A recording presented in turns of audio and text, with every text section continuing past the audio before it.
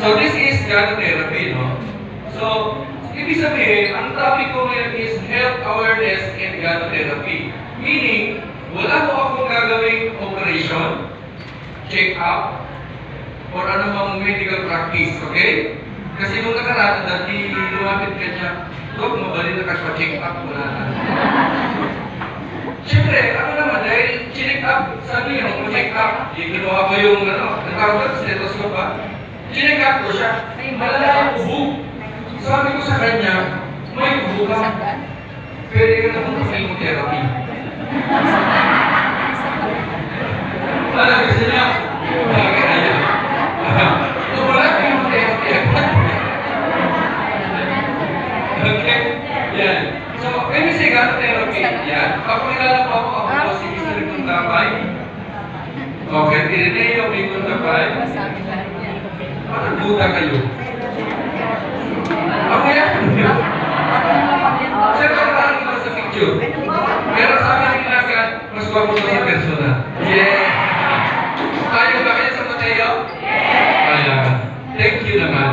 And ako po ay graduate ng PE Health Music noong 2005. And I was 25 at 20 that time. Yeah. So, graduate. Alam mo niyo po, pangarap ko mag-aaral sa university sa Manila. Kaya lang, awanti parto. Ang parta, agad sa Manila. Kaya nag-turbo sa Injay, isu, langa, isu. Okay. Kasi tatay ko po ay resident driver at housewife ng nanay ko. So, naging teacher po ako sa loob ng 5 years. Ilan taon nga? So, ang major ko ay physical, health, and music. So, yun ang major ko.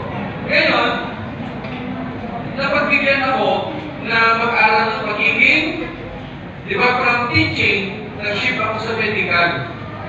So, napag-aral din ako ng medisina sa ibang bansa. So, inaral ko po siya, hindi na sa issue. Okay? Kaya, naging MD ako. Okay ba yan? Ang tawag sa amin ay MD. Mukhang doktor. Okay? Mukhang doktor at murang doktor. Okay ba yan? Kasi gagawin natin dito, mag-uusap lang tayo. Yan. So, yung pinag-aralan ko pa dito sa i-share ko sa inyo ay kidding aside, totoo po, pumunta ako sa ibang bansa para mag-aral. Pag-ilang kayo dito, yan po sa Malaysia. So, pumunta ako sa Malaysia noong 2011 to discover the wonders of Gandharva. Nakuha niyo ba? 2011. Pumunta ako dyan para aralin kung ano po yung meron doon sa Gandharva ng TXL. Yun yung i-share ko sa inyo. Okay ba yan? At kasama ko yung aking ex-girlfriend.